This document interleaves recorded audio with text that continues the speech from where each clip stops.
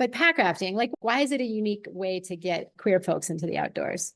I want to start just kind of from a general perspective. I think packrafting for me is the most like meditative, engaging experience. But you have to think like 10 steps ahead, and you don't have time to be caught up in other stuff that's going on in your life. And it's just you have to be entirely present and paying attention to what's next and what's in front of you. You're having to be at the whim of the river and figure out how to navigate alongside the whim of the river. And you can't just like stop moving down without actively doing something to help yourself stop moving down the river and engaging with it in that way.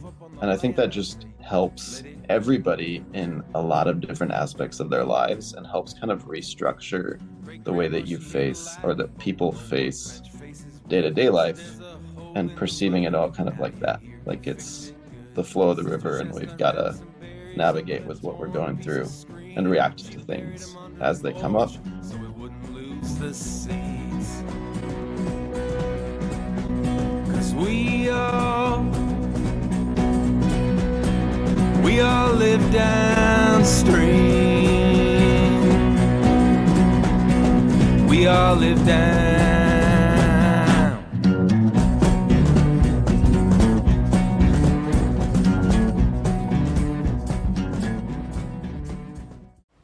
Hello and welcome to the Packrafting Life, aka A Beginner's Guide to Packrafting. My name is Lizzy Scully and I'm your host. I own and operate Four Corners Guides, an instructional guide service with my husband, Steve Fastbinder, aka Doom. We live at our base camp, Skullbinder Ranch, a 35-acre desert wonderland that borders Mesa Verde National Park and the Ute Mountain Ute Tribal Park. Doom and I also authored the Bikeraft Guide, a history of, wild adventure stories about, and how-to guide for aspiring bike rafters. I started this podcast late in 2023 as a way to share stories and information and to offer guidance to folks getting into packrafting, bike rafting, ski rafting, or any of the other activities that include these funny little inflatable boats. I am super stoked this awesome Pride Month to be talking with Justin Yoder and Justin Bickley about being queer in the packrafting and greater outdoor community. In this episode, number 13, we discuss the different ways the Justins are involved in building LGBTQ plus community in the outdoors, some packrafting adventures they are planning or have been on with other queer folk, and how that intersects with a new nonprofit, the Armida Huerta Adventure Fund that Tami Graham and I started in 2024. Armida's fund focuses on getting more queer folk and women of color into the outdoors on packrafts and bicycles, which is similar to the mission of LGBTQ plus Outdoors, which Justin Yoder runs, and for which Justin Bickley is an ambassador. Armida's fund and LGBTQ Outdoors are teaming up this year to provide scholarships to 2 participants of the Alaska Packraft School's July LGBTQ plus backcountry packrafting course. As well, Armida's Fund is paying for a second backcountry adventure through Four Corners Guides, the company that I run with Steve Fastbinder. And this course is for queer folk and it's being held in Utah. Please check out the show notes for details on how to apply. And finally, in light of the Trump administration and General MAGA right's vicious and unjustified attacks on the queer community, especially transgendered folks, we wanted to publish a pod letting all the queer folk out there know that we've got your back. I hope you enjoy this show. I sure enjoyed recording it. Yeah, would you guys please introduce yourselves? Yeah, this is Justin Yoder. I'll go ahead and jump in. Yeah, I'm the founder and executive director for LGBTQ Outdoors, currently living in Fort Worth, Texas, and been here for way too long. Desperately wanting to get to the mountains and live where there's a little bit more outdoorsy stuff. Started LGBTQ Outdoors in 2019 just as a way to kind of provide a safe space for the queer community to be able to find connection in the outdoors, as well as to break down the stereotype that queer people don't like the outdoors. There's a big stereotype that the LGBTQI community is, more about the bars and the clubs and fashion and shopping and all this, but I'm like, that goes with any demographic, and so there's a big demographic of us too that just love getting outside, love hiking, camping, all of that. And so that's what I do. And we have chapters all across the US, including in Alaska. And we got connected with you and also the Alaska Packrafting School by doing our adventure trips. Well, Justin Bickley actually came on as one of our ambassadors first. It kind of got us all connected. And so last year we did our first adventure trip to Alaska and did a week-long pack rafting trip up there, and it was amazing. And I decided we needed to do this every year now. So we're going back up there again this summer.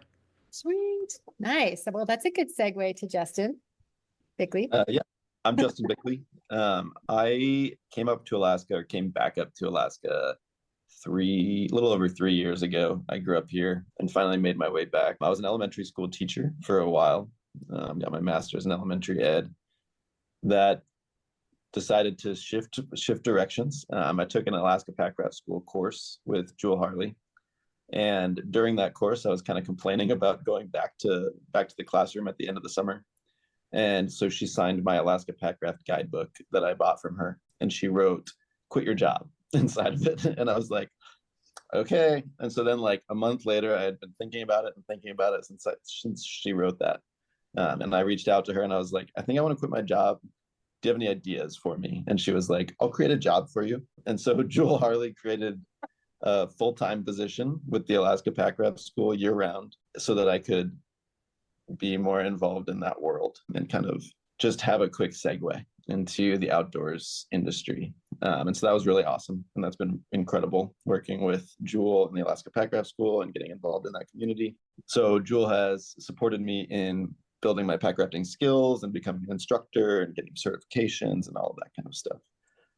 Yeah, Justin Yoder just kind of explained my entrance into LGBTQ Outdoors a little bit as an ambassador and getting going with the Alaska adventure trip, and just kind of trying to find those different ways that those intersects between all of the aspects of my life, between LGBTQ Outdoors and packrafting and that job.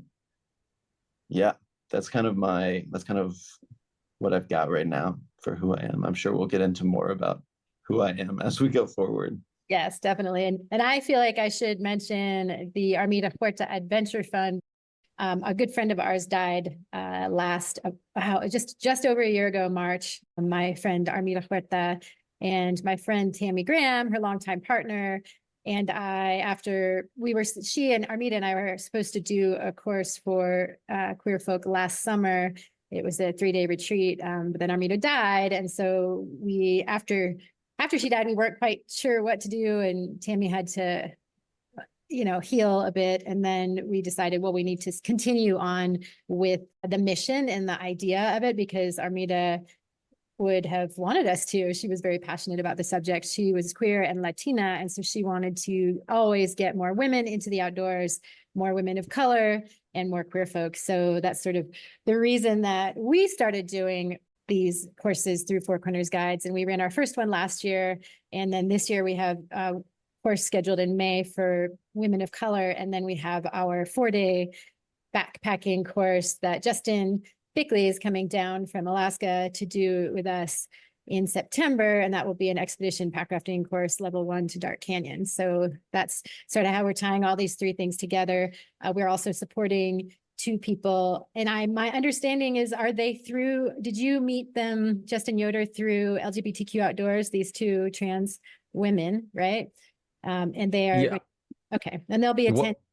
Oh, sorry, go on. Yeah, I was just gonna say one's trans and one is a lesbian, but they're both been active a part of our organization for at least 3 or 4 years now, and just awesome women that we're excited to be able to have a part of the trip. Yeah, we're excited about supporting them. So let's dive in a little bit. I got a little bit about your backgrounds. I'm kind of curious about LGBTQ Outdoors, because it seems like you didn't start it that long ago and you're all over the United States already. So impressive. Tell me how that happened. Yeah, accidentally, kind of. It's like before that, I was a photographer and I've done different things in my life, and I've never had something that has so organically and naturally just taken off like this before. It's been a very surreal ride to be on. There's the long version, but I kind of keep it a little bit on the shorter side of when I came out back in 2010 and kind of put my outdoors on the background while I dealt with me and whatnot, which I wish I didn't, because the outdoors would have brought a lot of healing, I think, during that time. But eventually, when things came circle back around, I was like, man, I haven't been doing anything outside in like years. So I started looking for queer groups to get involved with in the outdoors. And especially here in Texas, I just was not finding anything. There was a couple smaller ones around the country that were regional, and REI was doing some stuff that was kind of inclusive as well, that you could be like do mixed groups and outings and stuff with. But I wasn't just finding something that I really wanted to be a part of. And honestly, I could, fit into any kind of outdoor group and potentially, slide by as a straight cis man, white man, and just fit in. But I didn't want to put myself in kind of the position to give me the opportunity to not fully embrace myself and, really stand on my 2 feet and for who I was. So I just finally came to the decision I'm going to start an Instagram. And the whole purpose of this Instagram is to show people that queer people do like the outdoors as well, and breaking down those stereotypes, as well as hopefully encouraging some of our community to get active in the outdoors by seeing these posts.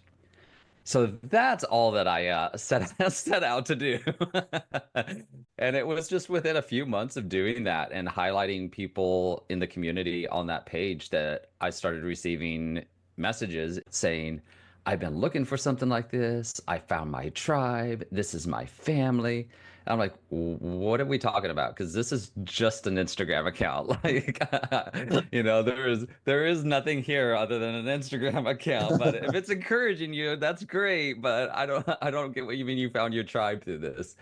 But as time went on, I realized the need for something like this that could provide the outlet that a lot of these people were talking about and really needing. Time went by, and the Instagram turned into a website that was more of a blog-driven website, and we would have guest bloggers come on that were queer and write articles about how to get involved in fly fishing or backpacking or through hikes or whatever the case was. And then that took off, and so then people started reaching out, how can we get more involved? And I was like, I don't know. Like, I don't know what we're doing right now. What are we doing here? And so being here in Texas, there was two people that reached out. One was here in Fort Worth, Texas, and one in Houston. And they're like, we don't care how, but we want to be involved and we want to do something with this. And so we're like, well, let's start an ambassador program, and you guys can start leading local events in your area.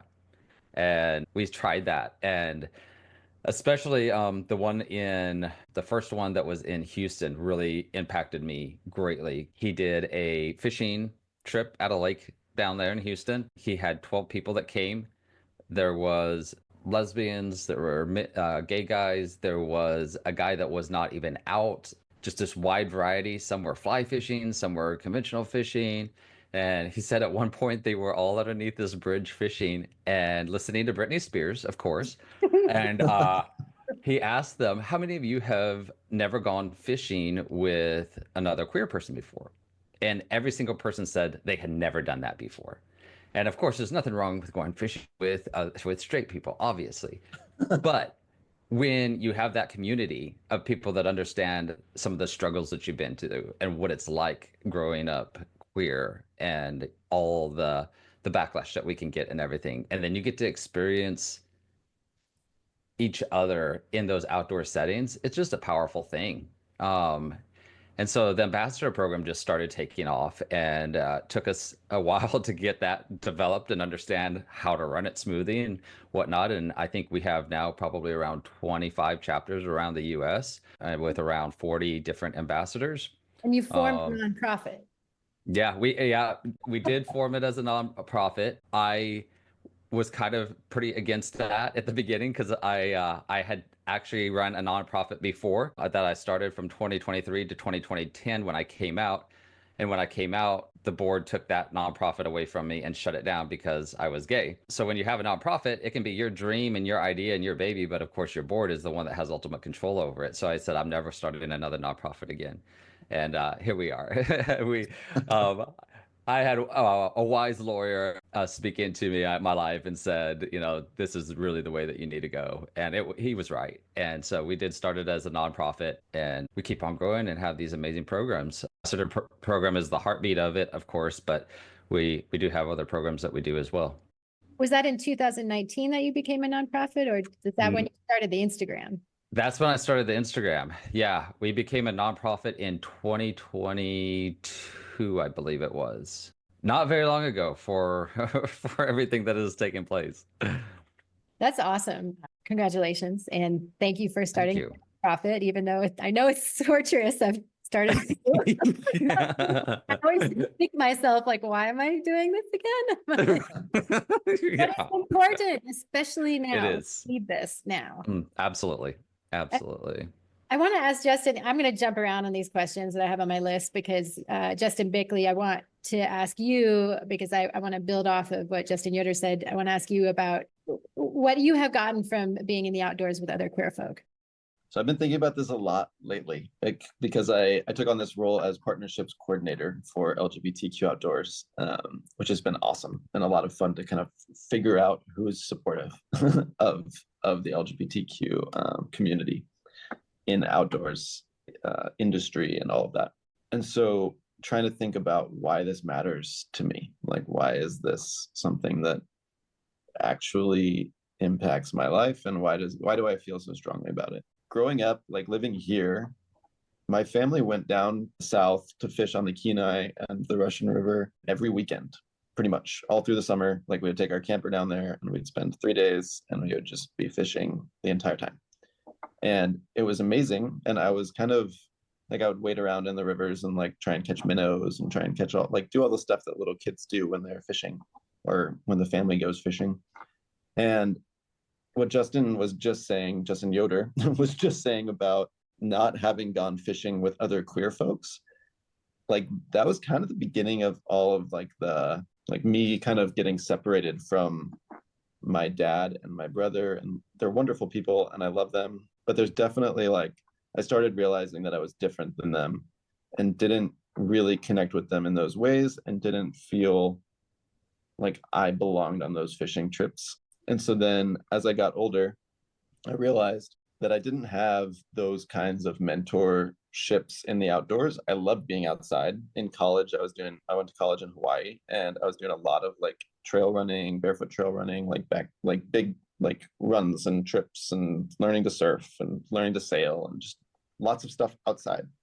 But I didn't have that direct mentorship from my dad or my brother or my family in outdoors stuff growing up. I just didn't feel connected to them. And there's a level of hypermasculinity that happens when a bunch of straight men get together and go fishing that just doesn't fit. And so I guess I'm realizing that the mentorship that comes from working with other people that are queer in the outdoors and feeling really included, and I can relate to people and the social conversations around being outside and that we have when we're outside just make more sense to me, and they feel more personal. And so LGBTQ Outdoors has kind of provided that in a lot of ways. The LGBTQ Outdoors Alaska trip last summer was kind of what made me really realize that. And I started learning a lot about other people within the LGBTQ community that I just didn't ever think about before or realize. And that gave me a connection to the outdoors in that trip that I hadn't had before, and kind of showed me the vulnerability that we have to do those outdoorsy things with people, and developing those vulnerable, authentic relationships with other queer people outside strengthens all of us while we're doing it. I'm curious about, can you give an example of what, is it cross queer community? Because you're a gay man, is it are you talking about a trans experience or an experience that a lesbian might have had? Or or is it more of a general awareness thing that you realize? Yeah. So there was another trans person on our trip, and to them, they were just a straight man, and they didn't necessarily want being trans to be their identity. And so there was just this debate going on within them to like kind of figure out, and they're in a relationship with a woman, to like figure out what their connection to the community even is, and if they belong in the community and how that fits in, and if their partner's welcome in the community, and just like all of that different stuff. And I had never considered it. It sparked a curiosity in me to acknowledge that being a gay man doesn't mean I understand being an LGBTQ person. That's really an interesting point. And I just want to bring up one, I'm married to a man, but I date women and men, but I'm married to a man. And I've talked to a lot of young people, like about when I was, just in the last 3 years, because before the Armida Huerta Adventure Fund, I had a group of other queer folk that I was trying to get some program going with that didn't work out. And I remember saying, it's like qualifying my queerness. I'm 52, right? But I'm bisexual, and I've had, like, back in the day when I came out, it was, there were a lot of women in my community who were like, oh, you're bi. And I'm like, oh, okay, wow. So, so I've, like, from my experiences 30 whatever years ago, I had a certain way of being. And then I had all these young people, and they were like, we don't care if you're with a man, you're queer. And I was like, oh, and they're like, yeah, don't qualify it. Just don't worry about it. Like, you're queer. That's just you. And I was like, oh, and I still think about that. I'm still like, I don't know what to even do with that, really, because I'm 52 and they're all in their 20s, and the things it's like, so it's generational too, in how people think about, like, what it is to be queer. It's like, yeah, and what is it to be queer? That's not on my questions, but maybe you guys have some answers. Can you answer that question? It's something that we have grown in and then explored in our organization, because there's a lot of things that come up with it, because, like even, Justin was talking about, this person that was on our trip who identifies as a straight male that's trans, has a girlfriend. And then, so is the girlfriend welcome in the community? And for us as LGBTQ Outdoors, yes, absolutely.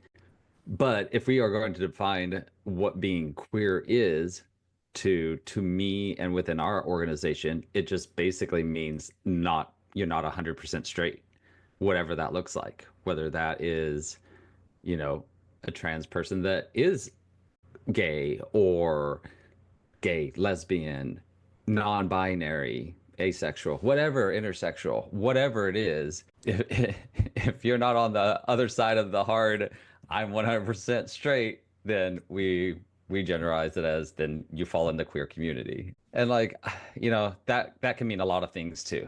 There's, not to get too deep right now maybe, but there's a whole thing going on in our nation right now where there's a lot of division within the LGBTQ community, especially when it comes to trans and non-binary people. And I absolutely hate that.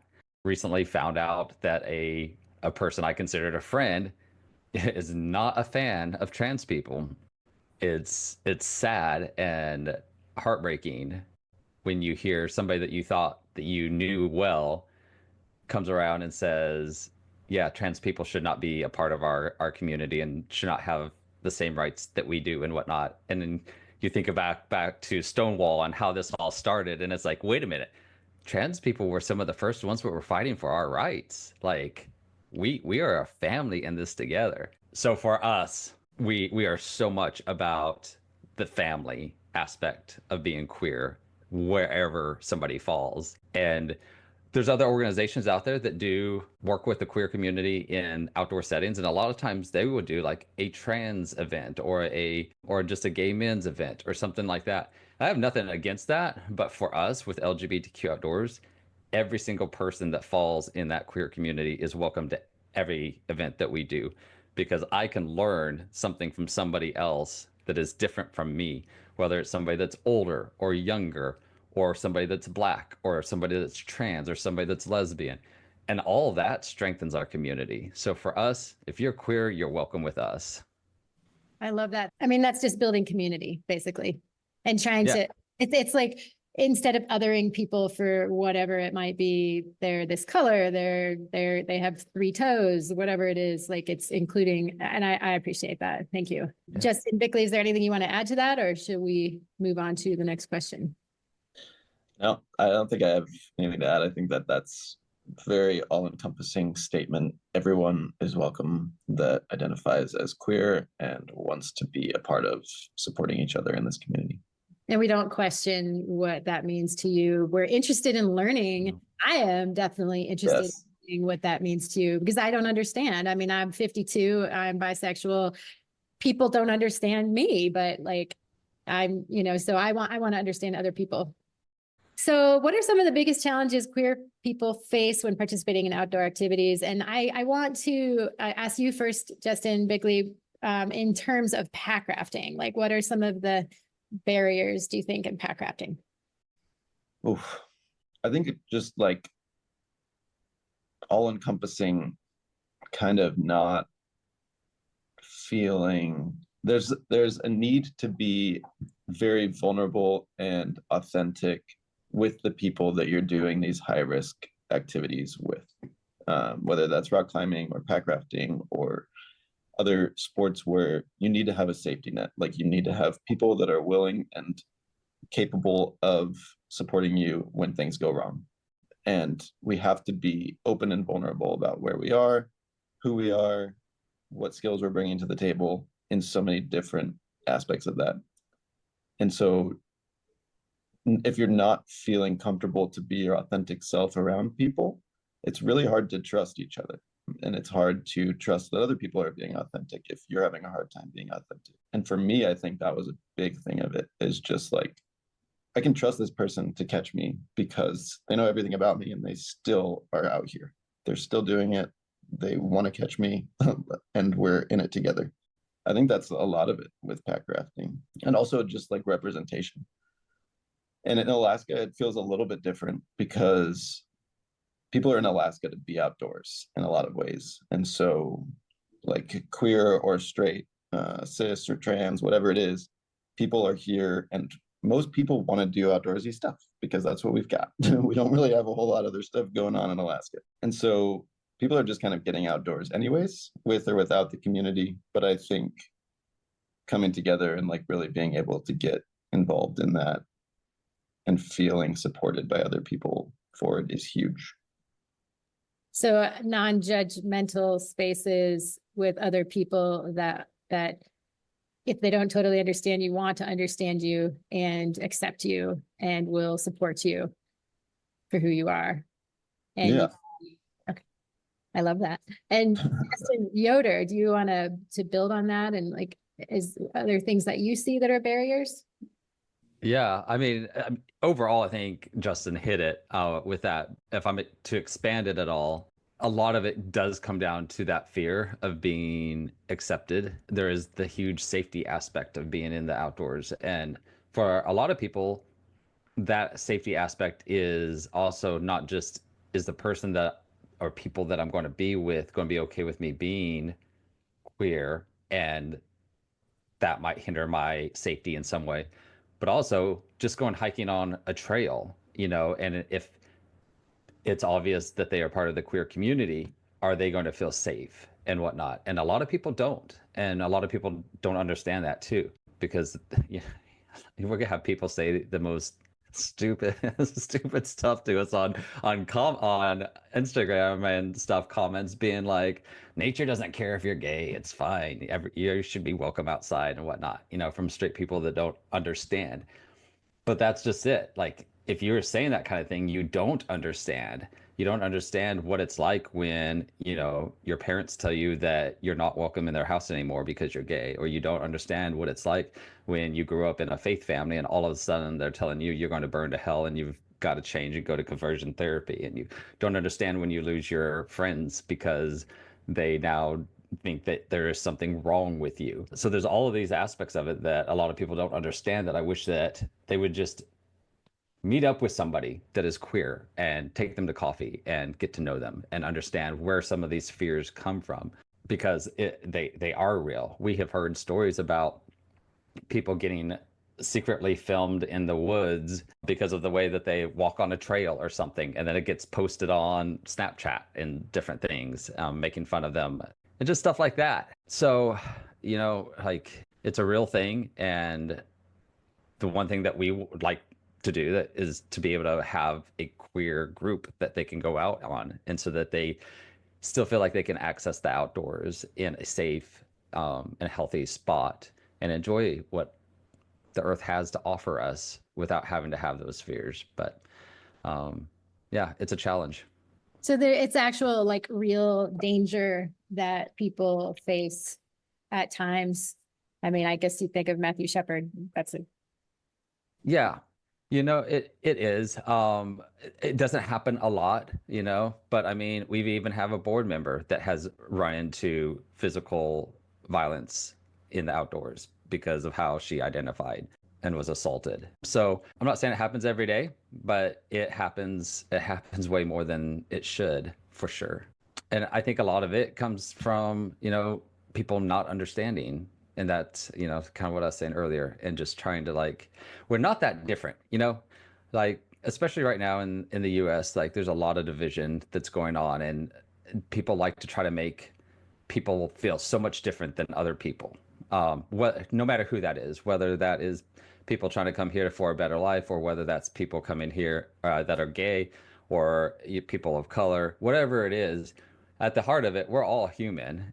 We just need to learn how to break through those walls and not let people divide us. I think there's like a lot of times where people are like asking me, why does this have to exist? Like exactly what you're saying. Yeah. Just like, this is like, queer people or anybody can go outside, nature doesn't judge. And part of me is also, why does it matter that it does exist? Because we're just a community of people that want to get outside with other people that are in our community. And that could be it. Like, that's also enough to just justify it. Like, we don't have to necessarily justify it. We don't. And to go along with that, though, like, part of me wishes that we didn't exist, that we didn't need to exist, like everybody just got along that great, that we don't have to have something like this. But, we do. But like you said as well, Justin, like, why does it bug you so much that we do exist? Yeah, I get that with, so I started a women's climbing magazine 25 years ago, 24 years ago, something like that. And it was because there wasn't much written about women or by women in the climbing publications. And I was just irritated, and I kept asking the editors, like, why don't you publish more about women? Oh, well, women don't read our magazines. And I'm like, well, if you wrote more about women, then they might read it. And nobody believed me. And so I started this magazine, and it was a zine. It was not very big, but it was really popular with women. And I actually like launched, like, a bunch of women started writing for me who now have, like, good careers in writing. And it was just that women weren't acknowledged in the climbing community to the degree that I felt that they should have been. And now look at what's happening. I mean, my ex-girlfriend is one of the best climbers in the world. And like, you can't even question, like, it's one of the great equalizers, like climbing, like with women and men, like women and men climb pretty much equally. There's like a few men who climb a little bit harder than the hardest women, but it's like, it's a great equalizer. I think the outdoors in general is a great equalizer and a great, yeah, well, I think equalizer is the right word. Anyway, so just a parallel experience. Yeah, and that doesn't discriminate either. The challenges of the outside, like the outdoors, don't discriminate. And so the outdoors don't care. Like, they're gonna be just as dangerous in a lot of ways, and they're gonna be just as beautiful and all of that stuff, no matter. So just kind of the other edge of that sword, that whole like, outdoors, nature doesn't care who you are. Exactly. And yeah. All right, let's move to the next question. Can you talk to me about, and this can be industry-wide, it can be community-wide. You mentioned a little bit earlier about this, Justin Bickley, but I think you both probably have something to say about this. Like, what are specific examples of how queer people have been excluded or marginalized in the outdoor industry or in outdoor spaces?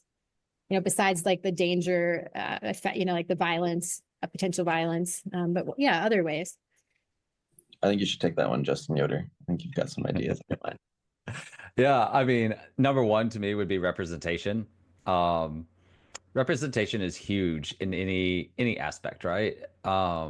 if you want to feel like you are a part of something and you're going to join something, or you want to go shopping at a specific outdoor industry store or whatnot, seeing you represented in the advertisements and their store is critical, right? Like, and that doesn't go just for us. That can go for like people of color as well.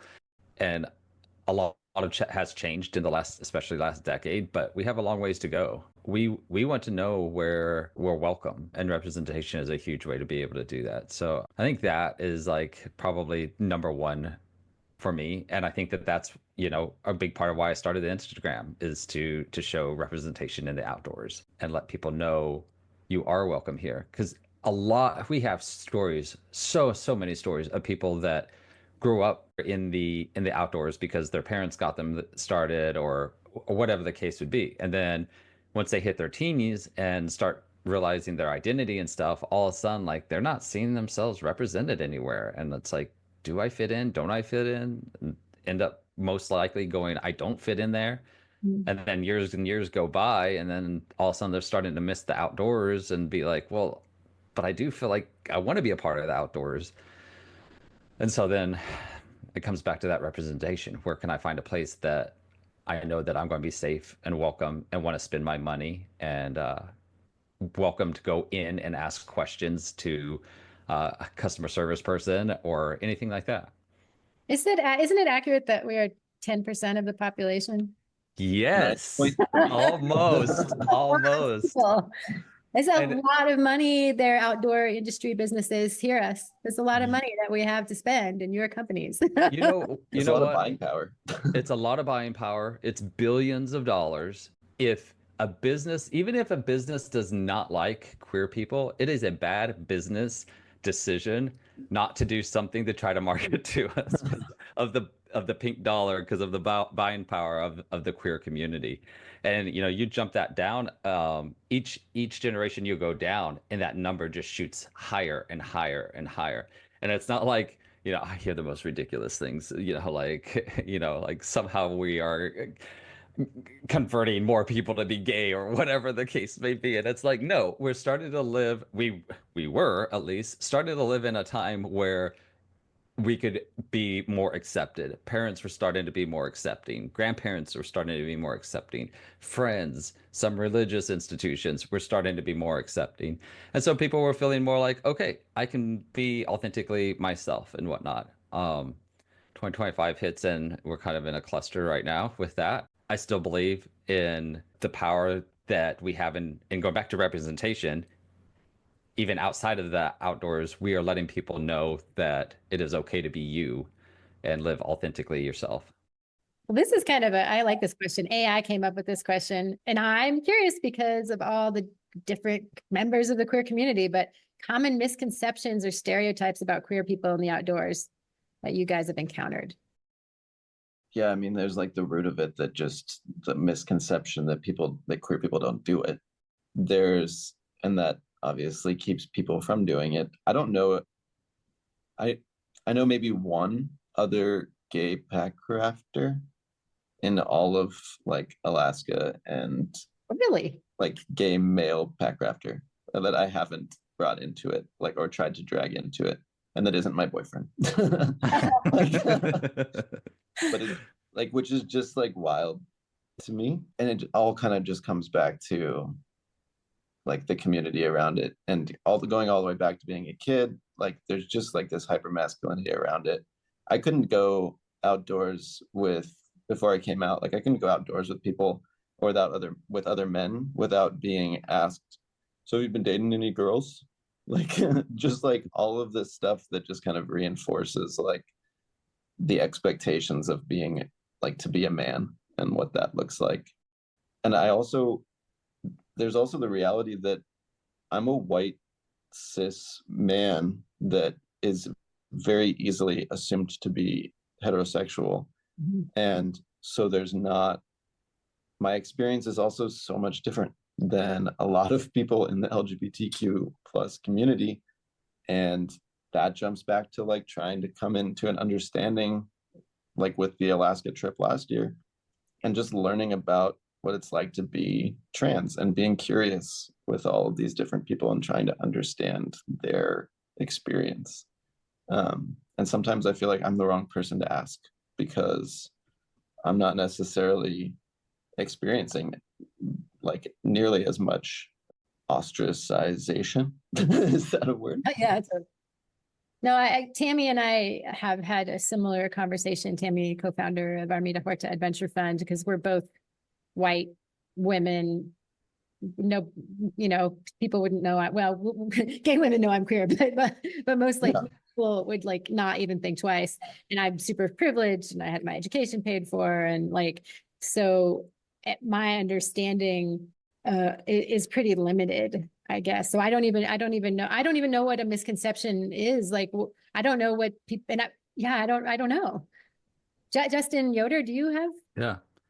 I mean, I would agree with what Justin said as far as number one is just that queer people don't like the outdoors. It's too dirty. It's too hot. It's too cold. There's bugs, all of this kind of stuff. Like, come on. Like, we are not that delicate. Now, of course, there are the ones that are like, oh, you want me to go camping? That better be glamping, type of a thing. Yeah, but there's lots of normal, like straight people, hetero people who are like that too. Absolutely. Absolutely. But also, I think one of the big misconceptions is to kind of go along with that is that they just don't want to. Like, even if they've never tried it, they just don't want to. I wish I had the percentage now from this poll that we did, but we did a poll one time and asked how many people in the queer community. It was a poll to the queer community. How many of you, if you've never thought about or done any kind of outdoor activity, would you if somebody asked you? And again, I wish I knew exactly what that number was off the top of my head now, but it was well over 50% said that, yeah, I would try it once, at least. And I'm like, great. If I could take you on an easy hike on a mountain at sunrise, I'm going to get you back in the back afterwards. So I think that's the biggest misconception around it all is just that they don't want to, that they wouldn't like it, that it's not their thing. And I think that is just trying to make excuses to keep queer people from getting in the outdoors. It's so weird because I just never. So that's what you think straight people think? I think that's weird because I just like I have 7 lesbian friends who are into packrafting. I got a few of them into it, but I would never ever assume ever that any of my gay friends would not want to be in the outdoors. I think that's weird. Like, so straight people really think that? You think? Oh yeah. Also, we're all in such yeah places, right? Lizzy, you're in Colorado, in like right. Mango's the birthplace of a lot of outdoorsy stuff, right? And I'm up in Alaska, same kind of thing. Justin's in Dallas. The perceptions of all of this is so different. Like the people in New York that I've chatted with when my boyfriend was living in New York City, they have a completely different understanding of people's relationship with the outdoors and who does what and stereotypes around all of that stuff. All right, cool. That is so interesting to me. All right. Come visit me for a weekend. I'll introduce you to some people. I mean, I just don't imagine. I can't even imagine what I would talk to these people about. Like, are you crazy? Like, do you? I mean, like, all right. I guess I'm in Colorado, and actually, they call Mancos the lesbian capital of Colorado. It's ironic that you're a man. That helps. I do agree with Justin though on that too. Like both of you are living in states that are very outdoorsy states and known for that. And I do think, I don't have any factual thing to back this up just from my experience in being with LGBTQ Outdoors. I think lesbians are a little bit more on the outdoor side of things. Assumed, right? Like this is another thing. Like lesbians drive Subarus and they go play outside all the time. A lot of them do. Yeah, I also drive a Subaru. Yeah. That's funny. All right, cool. Let's move on to, I guess, how can the outdoor industry do better? Like what are some things that they've done in the past few years and how can they do better? Oh, how much time do we have for that? Not 3 points. I mean, Number one, I'm going to come back to what I said earlier, is representation. We got to feel welcome in the outdoor industry, in the stores, and having queer people on business boards, queer products that in your stores that we can relate to, just letting us know that you want us, like, and want our business and want us to be involved. Because, like, I mean, you start thinking, when you think about the outdoor industry as a whole, and this would be more about people that are queer will think about this, how many stores do you go into and you see anything, a product or an item, and you're like, okay, I feel connected now because I feel seen because of a product that they have, whether that's an inclusive t-shirt or whatever the case may be. We just want to know that we have a safe place when we walk in, and that we can ask questions about products and not feel like somebody's going to judge us and all of that. So that would be my biggest, but there's a lot that can go into that. Well, let me ask Justin, actually, I want to ask you a question a little more specific to Packrafting and representation, because this is a question that came up at Alpaca a lot. So Packraft, when I worked there, and still now, they do a lot. they financially support the Armida Huerta Adventure Fund, and they do have a cool LGBTQ t-shirt, like a rainbow t-shirt, and they do a lot. But one of the big problems was how it's no pictures. Like I do know a lot of lesbian packrafters, and they were, we did actually post some pictures of Armida when I was there on Instagram, but you can't say this is a lesbian packrafter because I mean, I guess you can. So there's this problem, like, okay, you want representation, but then how do we do it? And in the packrafting community, I want you to answer that from, like, I know that you're doing it through the Alaska Packrafting School, but yeah, what can we do? I mean, my Instagram is the gay camper. So I guess there's times where we can just go out and be like, this is a gay person or this is a trans person. And that's up to the person, right? Whether or not they want that to be part of, like, their identity that they're presenting to the world, or one of the primary things that they're presenting to the world. I think LGBTQ Outdoors is a great example of what people can be doing, like companies can be doing, to make things more inclusive. The Alaska Packrafting, like the adventure trip that we're doing, LGBTQ Outdoors, partnered with the Alaska Packraft School.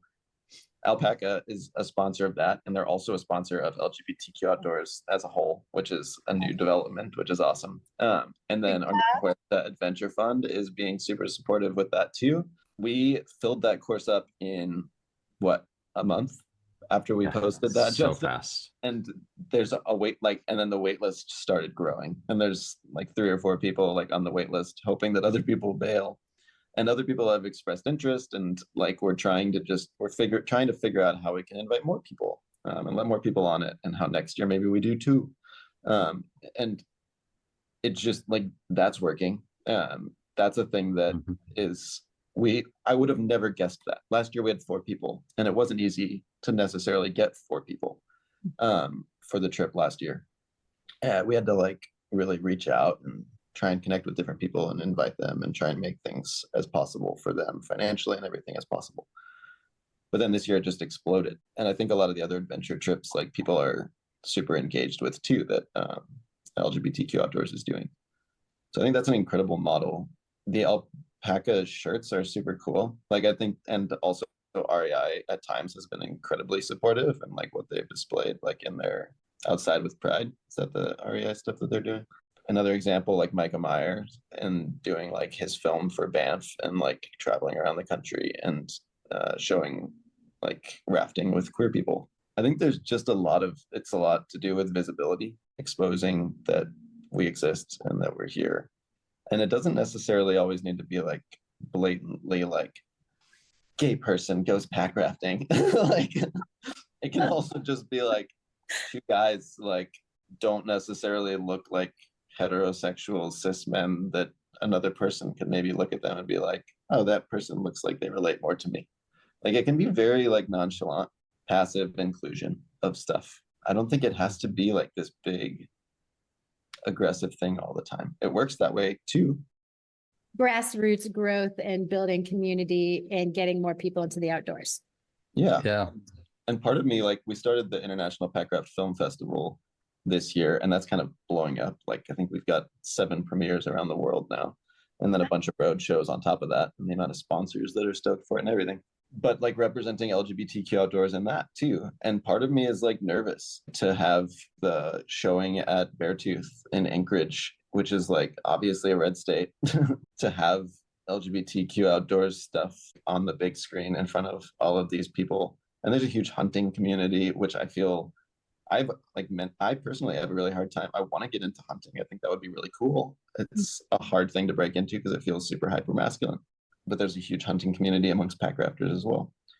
And so like there's just like this anxiety in me, but that makes it seem all the more important, I think, that we expose it. Yeah. Can I add on to that with two other things that I think is Justin Yoder. yeah, that I think would be important to mention in this, because you mentioned a social media post and you mentioning this is so and so and she's a lesbian. You know, an easy thing to do in a post like that is putting in parentheses after their name just their pronouns. That doesn't mean that they are lesbian or straight or whatever, but that is just a sign of inclusivity, that you want to respect the person, and that lets really anybody that sees that you are using pronouns, that you are more on the accepting and inclusive side of things. So it's a very soft and easy way to do something like that. The other thing is on social media too, is a lot of times when Pride Month comes around, there is this, everybody is posting everything pride and rainbows and happy and everything. Well, do that other months too, you know, like we are glad for the support in June, but we're here 11 other months out of the year as well. So don't be afraid to drop those, you know, posts and stories and whatnot throughout the year as well, and let the visibility and representation be there throughout as well. And that's not like throwing stuff in their face, you know, that's just once in a while dropping a post out there to let everybody know, hey, you're welcome here. I have one thing to add really quick. Bickley? So when I was a kid, the only example of a gay man that I had in my life was my brother's 5th grade teacher, and he was best friends with my mom. And my mom told us that he was gay, but we weren't supposed to talk about it at school. And so it's just like this one example, and that's totally his business, and I totally don't blame him for the circumstances and the time and all of it. But that's the only example I had of a gay person that was immediately in my life. And I was communicated to that it wasn't supposed to be talked about. And so just simply having seen people and known that other gay people existed would have done tenfold more than anyone could have imagined. And I think that's a lot of it. All right. So moving on. Oh, what role can allies play in creating a more welcoming environment for queer people in the outdoors? That's a good segue, I think, to that question. I think one way is like, if you are an outdoors, a straight person that is into the outdoors and an ally, don't just assume like any of your queer friends wouldn't want to go with you, and invite them. The worst they can do is say no. But like I said, from that poll that we've done, we know that, and again, I forget what it was, but it was high. It was way over 50% of them said, yeah, I would go try it. So don't be afraid to ask. I think that would be number one. But also don't be afraid, you know, just to drop those little hints of inclusion anytime, whether it's, you know, in the outdoors or not, you know, on social media, like Instagram header, feel free to put your pronouns up there. Even if you're straight, that's fine. But that kind of lets the queer community know, oh, you're somebody that I'm safe with. So I think that those are some good ways. Even email signatures now, personal and business, put in your pronouns in there. It's a great way just to let people know who you are, that you're a safe place and inclusive. I think a huge thing, this is Justin Bickley now. I think a huge thing with a lot of it that's just kind of a subtle, it seems like a small thing, but I think it can also be difficult for people to embrace, is just like minimizing the heteronormative presumptive banter like in the outdoors, like when you're talking about stuff with friends, like nobody knows like what someone, like how somebody identifies internally in any capacity really. And so just not assuming things and taking a step back and like realizing where we are assuming things. I think that's a huge part of it. How do you see it, Lizzy, like living in like the lesbian capital of America? Like, how do you see allies supporting the queer community in the outdoors? Well, I mean, I have noticed a lot of financial support, like, for example, from like Sarah Tingy from Packraft. She's actually she's an advisory board member for Armida Huerta Adventure Fund, and she's straight, but she's ever since I met her, she's been really passionate about bringing more diversity into packrafting on all levels.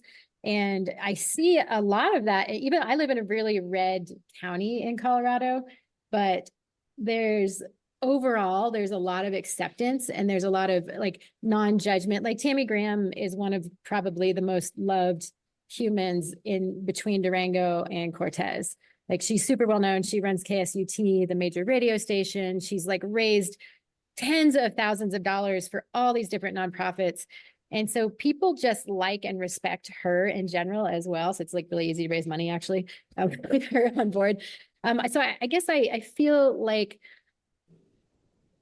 I have a really right-wing red gun nut friend, and he even got the website, what is it, like whitestraightmale.com or something, and he talks about it, and and I was like, are you homophobic? He's like, oh no, I don't care. And he and Tami are good friends, and he and I are good friends, and he's teaching me how to shoot a gun. And he literally, like, because it's like you get to know people. And what you said earlier, Justin Yoder, is that we're all just people. Like, I am queer, but I also have a gun and want to learn how to use it. And so that's how this friend and I relate. You know, we relate in other ways too. So I feel like people around here, even though it's pretty red, they get to know each other, they like each other, they respect each other. A lot of people really loved Armida. Armida didn't identify as lesbian. She just identified as Armida. And people loved her. And so people come out of the woodwork to support her. It doesn't, yes, the lesbian community, absolutely, like huge supporters of Armida Huerta Adventure Fund, but all the peripheral people too, because we all know each other and we all like each other and we all respect each other and support each other and buy things at each other's stores and, you know, hire each other to do certain things. So I feel like building community and then getting to know people just on like a local level, like that is, to me, how allies can support the queer community. I feel like it has to be really local, especially now with the national leadership that we have trying to erase the queer community, basically, especially trans people. Like, at your local level, get to know a trans person and bring that person with you. Go have a frickin' beer with that person and play Scrabble and invite your other friends, and just like I feel like that's what I've seen here. And maybe Memphis is special and unusual. I don't know. But that's what I have seen has worked personally. Does that make sense? Absolutely. I think I see that in Alaska too. I think that's a huge thing, is people just are, it's a red state, but people are also kind of just like, we all want to do our own thing, and we want to be able to do our own thing, and we want to let everybody else do their own thing, and everybody's kind of open-minded in that, attached to that kind of mindset. And yeah, and so people are just going out and not even questioning in a lot of ways, which is great. And I think places like Dallas and Texas, like there's a lot of other places around the country where that's not happening. And so all of us in the other parts of the country where some of that is happening can be a really good example that can hopefully spread. Yeah. I think to a degree though, I want to believe it's happening everywhere. Just some places it's happening faster than other places.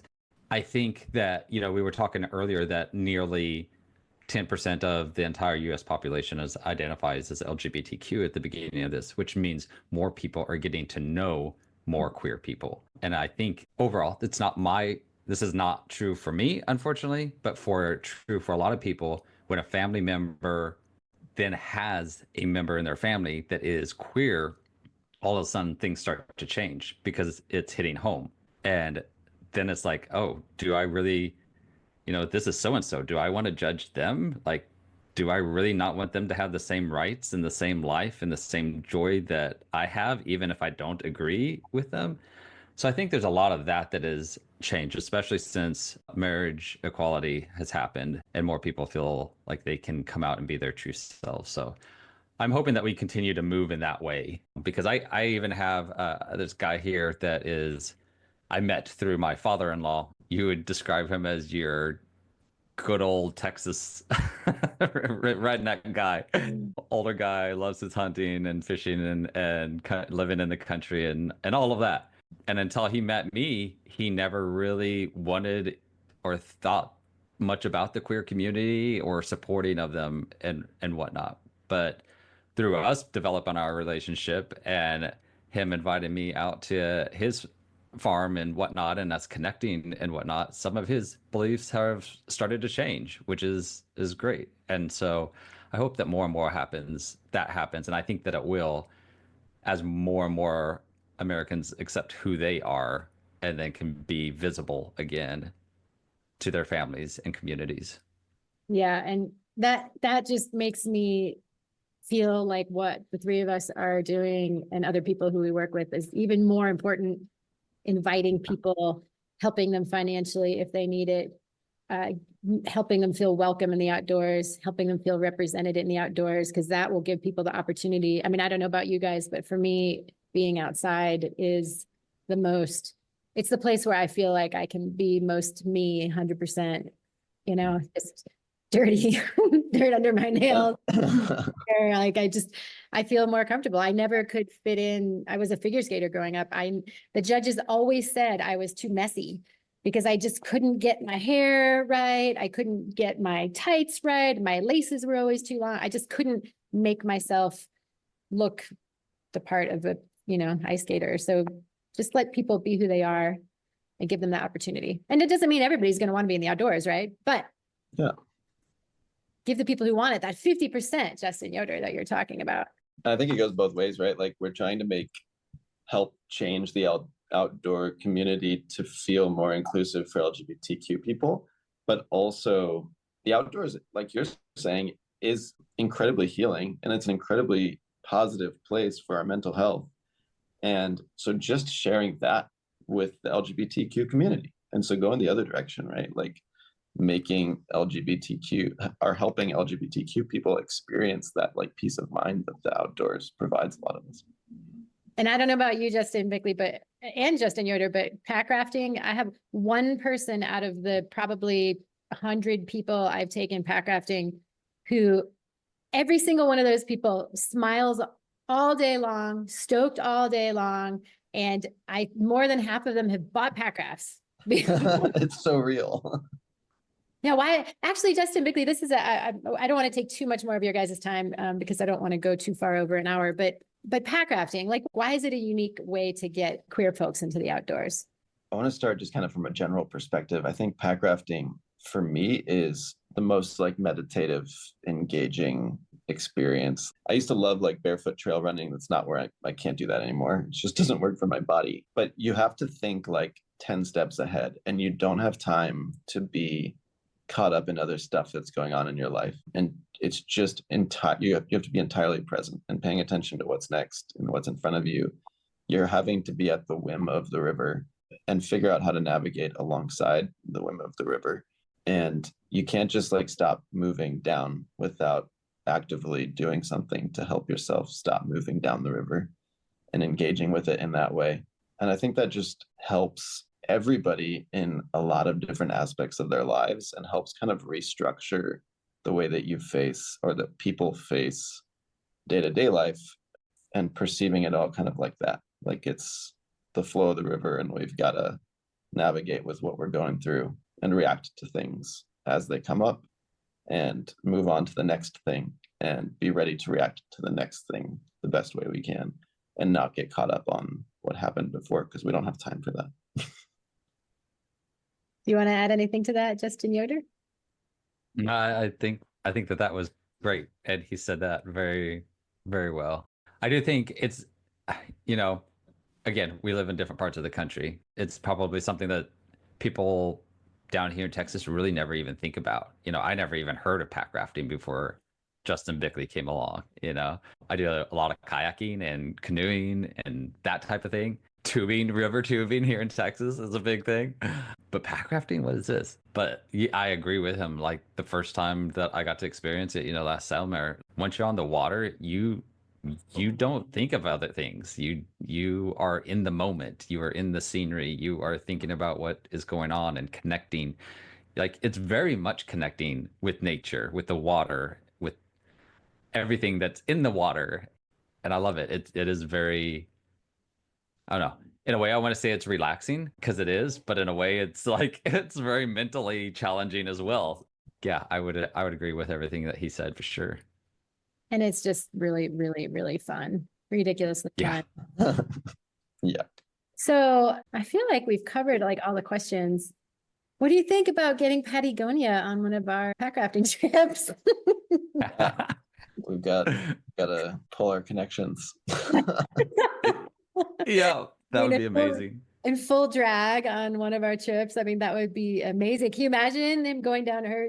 Is it her or him? They. I think they imagine them going down a whitewater rapid, hair flowing. What do you think? Yeah, I would love it. I think we should throw Justin Yoder in drag and do that. Okay. Justin, are you going to come on our trip? And I haven't even started advertising it yet. I do actually need to start advertising that.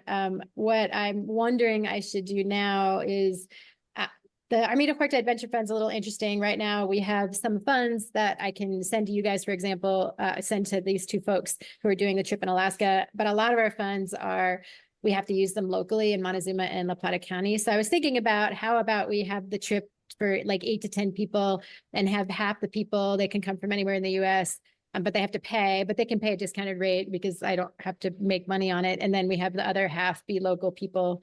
What do you guys think about that? I think that's a great idea. Sounds amazing. Yeah. I'm super excited for that trip. So it's like my favorite canyon in Utah, which is saying a lot because I've been to a lot of canyons in Utah. So it's just magical. There's a river that runs through the entire section that we hike, and it's freshwater, and there's these pour overs and waterfalls, and you can swim, and then it's just like really beautiful and green, and it's it's like a canyon in Utah, so it's really green and beautiful, but then all around it is desert and dry and sandstone, and then you get on the Colorado River, and you're on the river, and it's just it's such a beautiful trip. So Justin Yoder, you should just consider maybe coming on that trip too. I would love to. I haven't even ever been to Utah, so I would love to. Now you have to take in consideration that I am running a fairly new nonprofit. Yes. Again. But if I can make it work, like I would be totally down for that and absolutely love it. And that would be awesome. Anything I'm not asking you guys that you want to share with me before we part ways? I mean, the only thing from my aspect is just if anybody wants to learn more about us, to definitely check out our website. I mentioned earlier that we have the ambassador program with local chapters going on across the U.S. So there might be one in your area, or you might be interested in becoming an ambassador. We also do a big 4-day event this year. It's going to be up in the Catskills in New York called LGBTQ Outdoor Fest, which is kind of like a 4-day queer summer camp with outdoor workshops and activities and amazing time of community. So yeah, people can go to our website. It's lgbtqoutdoors.com and check out everything that we have going on. We'd love for people to get connected with us. Can I come and sponsor it with Packrafts next year? Absolutely, 100%. Cool. I will be teaching packrafting at this year's LGBTQ Outdoor Fest, which I'm super excited for. So if folks are interested in kind of getting a little crash course on packrafting and kind of breaking into that whole world, that's a great opportunity for that too. Yeah. We even had it in Colorado last year. We should I wish we would have known each other then. It might be going back to Colorado very soon too. We kind of move it around the country so people can get different varieties and stuff. So it would be easy if you moved it to Colorado, because then I would definitely come with all our boats and offer a free course. I'm sure we just go under the, Armida Huerta Adventure Fund umbrella. But yeah, I would love to. That'd be great. So definitely keep me in the loop moving forward. Definitely. Well, I so appreciate you guys taking the time to chat with me. Thank you. Nice to meet you, Justin. Absolutely. You too. Thank you for everything you're doing for us and sponsoring those two to be able to go on the trip with us. It means a lot to us and to them. And I feel like all three of us are doing some great things. And so I'm excited that we're in each other's worlds now and doing it together. Yeah, me too. I All think right. that's such a big part of it. It's all of us just kind of coming together and not feeling divisive in these times. Yes, Yeah. thank you, Lizzy. This was awesome. All right, guys. Have a nice day. Bye. Yeah. Thank you. You can download this episode from Podbean or Spotify and head over to our website, www.fourcornersguides.com/podcast to read the show notes. And that's Four Corners Guides with the 4 spelled out. We're really looking forward to another year of bringing you interesting, fun conversations with packrafters from around the world. Have any suggestions for who you want to hear from? Please send them my way. You can write us at thepackraftinglife@gmail.com. This podcast is a part of our new business, The Packrafting Life, which also includes all things related to the Bikecraft Guide and the Packraft Survey. Okay, thanks a lot. 'Cause we all live downstream. We all live down